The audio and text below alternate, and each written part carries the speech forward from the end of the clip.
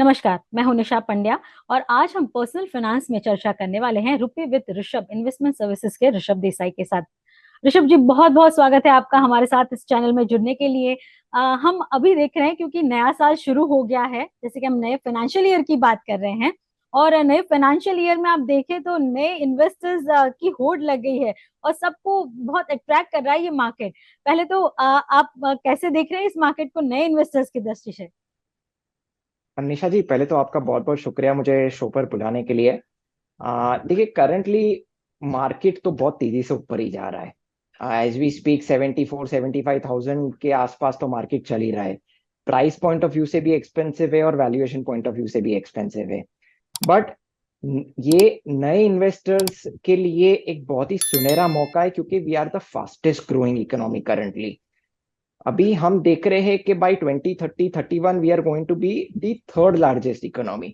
सो आप इमेजिन कर सकते हैं कि इवन फ्रॉम दिस पॉइंट, ये पॉइंट से भी कितना ग्रोथ पोटेंशियल है इंडिया का, from from from a wealth creation point of view. अभी एक या दो चीज खास ध्यान में रखना चाहिए न्यू इन्वेस्टर्स को। यूजुअली नए इन्वेस्टर्स क्या करते हैं कि जो पास्ट रिटर्न्स जो होते हैं ना, उसको देख के ज्यादा करके निवेश करते हैं। हम्म। पास्ट 3 साल, 4 साल, 5 साल में बहुत ही बढ़िया रिटर्न्स इक्विटी मार्केट्स ने जनरेट करके दिए। मिड एंड स्मॉल कैप ने तो छप्पड़ फाड़ के रिटर्न्स जनरेट करके दिए दिए दे दिए सही हैं। कहा आपने। Right, so this is the time to be cautious. मेरे हिसाब से नए निवेशक स्लो एंड स्टेडी इन्वेस्टमेंट करे, जिसे हम एसआईपी मेथोडोलॉजी बोलते हैं, सिस्टमैटिक इन्वेस्टमेंट प्लान रूट। मेरे हिसाब से वो बहुत ही बढ़िया रहेगा, क्योंकि नए इन्वेस्टर से थोड़ा बहुत इक्विटी मार्केट चखना भी बहुत जरूरी हो जाता है। राइट, तो स्लो एंड स्टेडी ज्यादा करके है ना। अभी के टाइम में पेशेंस बहुत कम हो गया है इन्वेस्टर्स के साइकोलॉजी में, इन्वेस्टर्स के लाइफ में। रिटर्न्स हम्म। कभी भी शॉर्टकट में नहीं बनते, रिटर्न्स हमेशा लॉन्ग टर्म में बनते हैं। राइट, सो मेरे हिसाब ट्रू। से एसआईपी मेथोडोलॉजी से शुरू करेंगे तो बहुत अच्छा रहेगा। ऋषभ, हम हाल ही में मैंने बच्चों से बात की, कई बार मैं कॉलेज साइड कहीं शूट पे होती हूँ तो मेरा ऑब्जर्वेशन होता है कि आजकल के कॉलेज गोइंग स्टूडेंट्स भी और नए हम कह सकते हैं ग्रेजुएट्स जो आते हैं वो भी हमसे पूछते हैं कि भाई कहाँ निवेश करें। तो उनकी क्यूरियोसिटी बहुत ज्यादा है। आपके पास भी शायद ऐसे बच्चे या ऐसे प्रोफेशनल्स जो नए इन्वेस्टर्स है वो आते होंगे। उनकी पहली क्वेरी क्या रहती है? ये तो बहुत मुश्किल सवाल है, क्योंकि हर एक का सिचुएशन थोड़ा थोड़ा अलग रहता है। इसलिए हम हम्म। पर्सनल फाइनेंस बोलते हैं, क्योंकि ये पर्सनल हो जाता है। हर एक की जिंदगी अलग होती है, जिंदगी के एक्सपीरियंस अलग होते हैं, इनकम एक्सपेंसेस अलग होते हैं। राइट, सो ये बहुत ट्रू। ही मुश्किल प्रश्न, एक एक ही प्रश्न में फिट करना बहुत मेरे लिए डिफिकल्ट हो जाएगा। बट यूजुअली हम्म।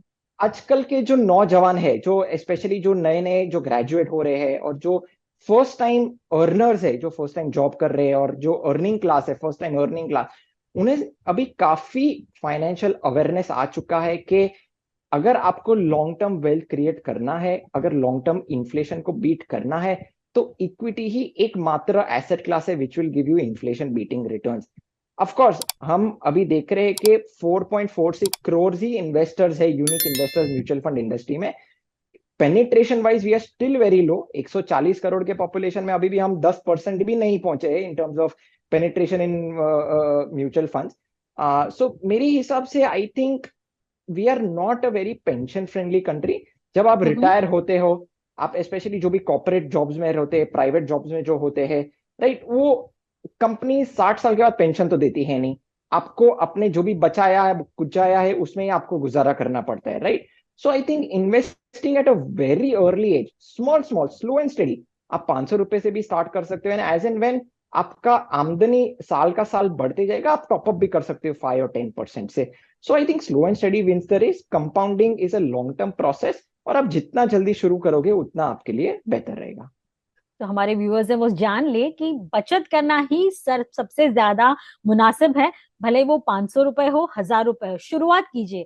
एक बार आप शुरुआत करेंगे तो आगे जाके आपके लिए वो जो एक लमसम अमाउंट आपको दिखेगा ना, उससे आपको और एनकरेजमेंट मिलेगा कि नहीं और मुझे निवेश करना चाहिए, बचत करनी चाहिए, ताकि वो एक जैसे ऋषभ कह रहे हैं, कंपाउंडिंग जो आगे जाके पैसे बढ़ते हैं ना, वो ज्यादा अच्छे लगते हैं।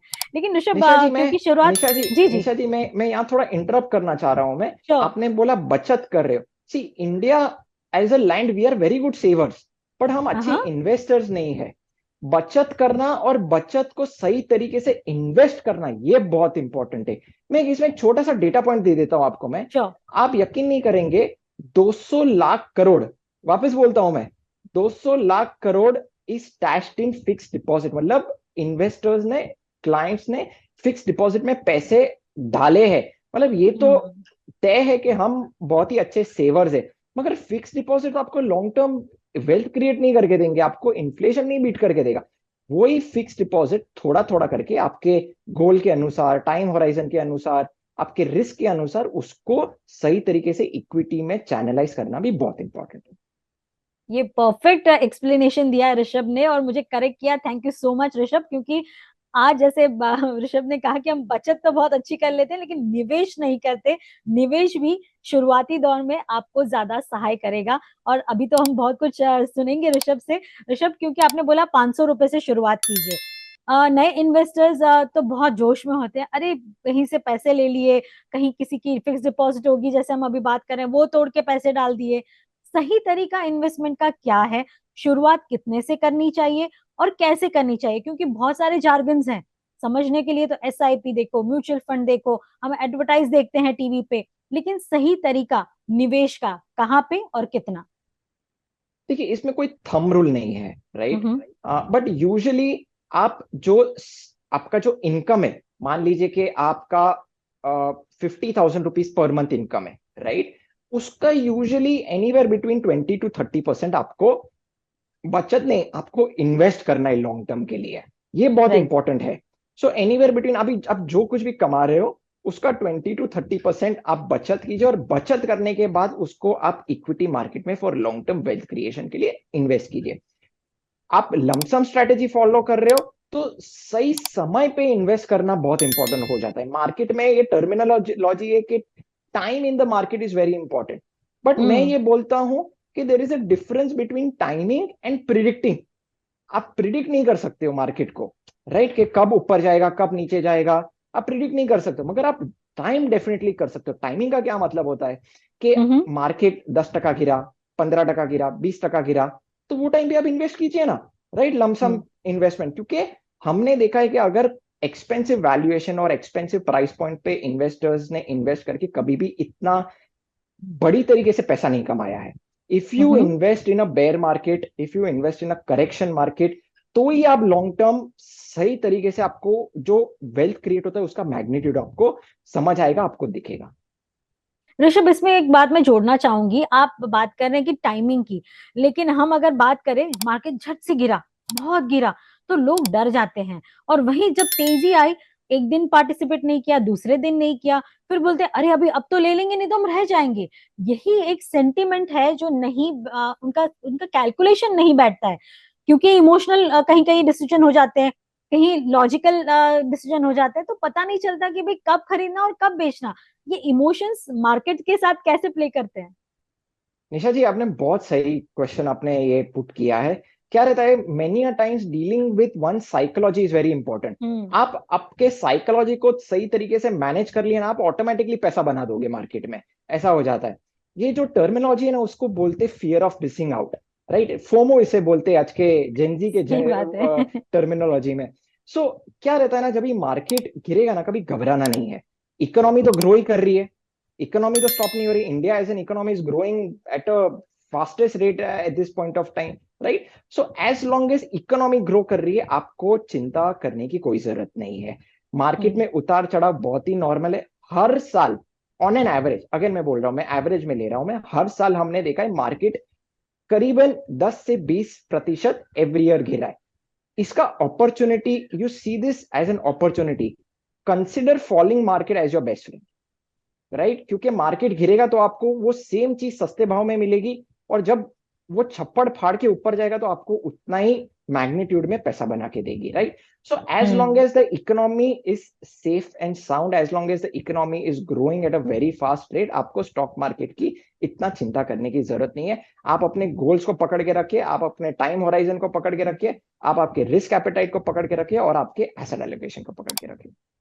ऋषभ, आपने एक वर्ड अभी इस्तेमाल किया, गोल। क्या लाइफ में गोल सेट करके इन्वेस्टमेंट यानी कि निवेश करना चाहिए, तो ही बेस्ट रहेगा, या फिर ऐसे ही लमसम हमने शुरू कर दिया निवेश वो सही रहेगा? निशा जी, ये भी बहुत इंपॉर्टेंट क्वेश्चन आपने मुझे पूछा है। आप कुछ भी लाइफ में करते हो, इन्वेस्टिंग पर्सनल लाइफ में के प्रोफेशनल लाइफ में, आपको एक गोल, एक दिमाग में तो सेट रहता है ना कि मुझे प्रोफेशनल लाइफ में ऐसा कुछ करना है, पर्सनल लाइफ में हम्म। मेरी मेरी जिंदगी ऐसी होनी चाहिए। सेम विद इन्वेस्टिंग, आप इन्वेस्टमेंट कोई एक गोल सेट करके करोगे तो आपका एक टाइम होराइजन डिसाइड हो जाता है, आपका रिस्क एपेटाइट डिसाइड हो जाता है, और उसके बेसिस पे आपका एसेट एलोकेशन फॉर्म होता है। आप जब भी गोल के बगैर आप इन्वेस्टमेंट करते हो, you will land up nowhere. आप पैसा छोड़िए, आप नुकसान कर बैठेंगे कभी कभार, सो मेरे हिसाब हम्म। से, क्योंकि क्या रहता है ना कि आप गोल के बगैर आप करते हो, आप कौन से भी प्रोडक्ट में घुस जाओगे, राइट? तो that will land up making you no money, sometimes even going into losses. So having a goal is very important, whether आप वेल्थ क्रिएशन के लिए कर रहे हो, कि आपके रिटायरमेंट के लिए कुछ कर रहे हो, कि आपको एक घर खरीदना है उसके लिए कर रहे हो, राइट? सो गोल हम्म। भी शॉर्ट टर्म रहता है, मीडियम टर्म रहता है, लॉन्ग टर्म रहता है। So having a goal in your mind is very, very important. तो आपने जैसे कहा कि ड्यूरेशन वाइज रहता है, शॉर्ट टर्म के लिए कौन सा निवेश अच्छा, लॉन्ग टर्म के लिए या मिड टर्म के लिए, किस तरह से आप नापते हैं इनको? देखिए, यूजुअली जब हम शॉर्ट टर्म की बात करते हैं तो equity is not the right asset class, क्योंकि इक्विटी शॉर्ट टर्म राइट। में वॉलेटाइल ही रहने वाला है, राइट? हम्म। लॉन्ग टर्म में वो वॉलेटिलिटी बहुत कम हो जाती है, सो आपके जो कैपिटल रहता है उस पर अफेक्ट नहीं होता है, राइट? सो शॉर्ट टर्म अगर कोई भी निवेश कर रहा है तो फिक्स्ड इनकम जो कैटेगरी है, डेट म्यूचुअल फंड या फिर एफडीज, उसमें निवेश करिए।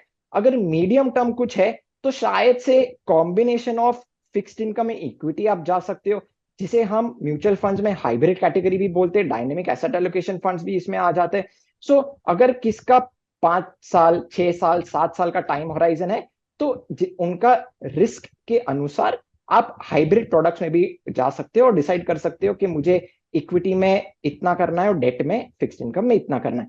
लॉन्ग टर्म तो एक्चुअली नो ब्रेनर है, क्योंकि लॉन्ग टर्म में आप इक्विटी में ही रहोगे तो आपको ट्रिमेंडस वेल्थ क्रिएट करके देगा। मगर जस्ट बिकॉज आपका लॉन्ग टर्म टाइम होराइजन है, दैट डजंट मीन कि आप पूरा का पूरा आप इक्विटी में डाल दो।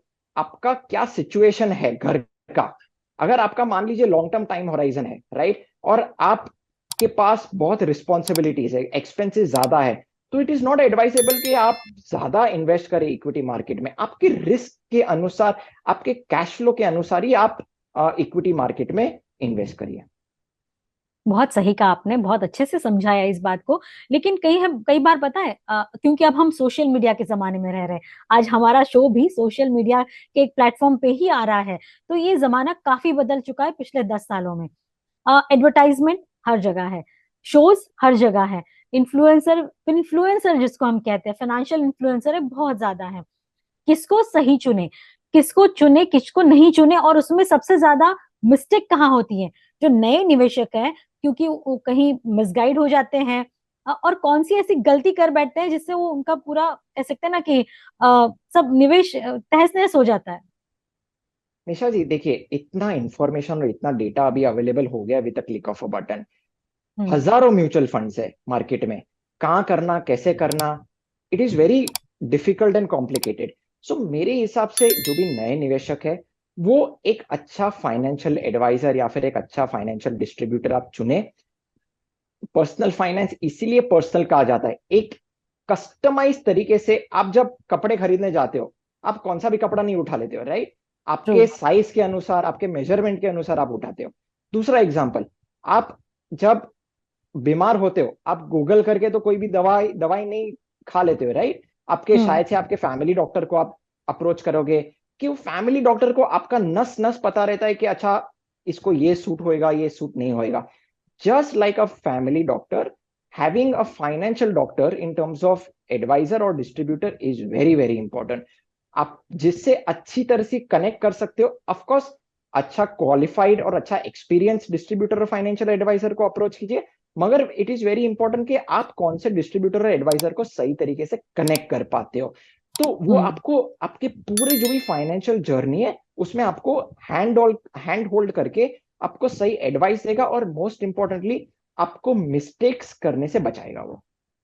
ये आपने बहुत सही कहा, क्योंकि अगर आप अपनी सेविंग्स कह सकते हैं कि 500 रुपए बचाए, 1000 रुपए बचाए, आपकी बचत तो है, वो उस बचत को आप निवेश करने जा रहे हैं, तो उस पर रिस्क मत लीजिए। अगर आप किसी अच्छे फाइनेंशियल प्लानर से जान के, पहचान के, समझ के आप अपने पैसे निवेश करते हैं, तो उसका रिटर्न भी अच्छा आएगा। और आपको चिंता नहीं होगी कि मेरे पैसे कहाँ गए, क्या मतलब रातों की नींद खराब नहीं होगी, अगर अपने अच्छे फाइनेंशियल प्लानर को पसंद कर लिया तो यही कहना है ऋषभ का। लेकिन कई बार होता है ना कि खुद से हम जो प्रो तो नहीं कह सकते, लेकिन जो एक्सपीरियंस थोड़े बहुत हो गए हैं, वो कहीं पे निवेश करना चाहें, तो फर्स्ट टाइम कह सकते हैं इन्वेस्टर्स को आप क्या सलाह देंगे? कौन से ऐसे म्यूचुअल फंड है जिनसे उनको इनिशिएट करना चाहिए, भले हो वो पर्सनल फाइनेंसर के तौर पे आप बताएं, और मतलब किसी को चूज करके करें या खुद अपने आप म्यूचुअल फंड खरीदे? कैसे खरीदे, कहाँ कौन से म्यूचुअल फंड में निवेश करें? निशा जी, पहले तो मैं यही रेकमेंड करूंगा कि किसी को आप अप्रोच करिए, कोई फाइनेंशियल एडवाइजर और डिस्ट्रीब्यूटर, बाद में कोई आप कदम उठाए। This is number one. Hmm. Number two, अगर कोई इन्वेस्ट अभी कर रहा है, फर्स्ट टाइम इन्वेस्टर्स है, तो सिंपल हम्म। प्रोडक्ट्स ले। लार्ज कैप इंडेक्स फंड से शुरू कर सकते हैं, या फिर निफ्टी 500 इंडेक्स फंड से आप शुरू कर सकते हो। कोई, ये तो मैं प्योर इक्विटी की बात कर रहा हूं मैं, कोई हम्म। ज्यादा रिस्क नहीं लेना चाह रहा है, तो आप डायनेमिक एसेट एलोकेशन फंड, जो कि इक्विटी और डेट का जो हाइब्रिड कॉम्बिनेशन है, उसमें भी आप जा सकते हो। सो आपका पोर्टफोलियो कॉम्प्लिकेट ना करे, सिंपल रखे। Simple large cap index fund या फिर मॉडरेट रिस्क एपेटाइट आप डायनेमिक एसेट एलोकेशन फंड से भी आप शुरू कर सकते हो। क्या रहता है ना कि आप कोई भी नया भोजन आप लेते हो चखने हम्म। के लिए, राइट? आप हम्म। पहले तो टूट नहीं पड़ते हो, उसको पहले आप चखना पसंद करते हो, right? So having a taste of equity is very important. बाद में जैसा जैसा आपका एक्सपीरियंस बढ़ता है, आपको एक फील आता है इक्विटी कैसा है, क्या है, तो आप mid and small cap, flexi cap funds में भी आप निवेश कर सकते हो।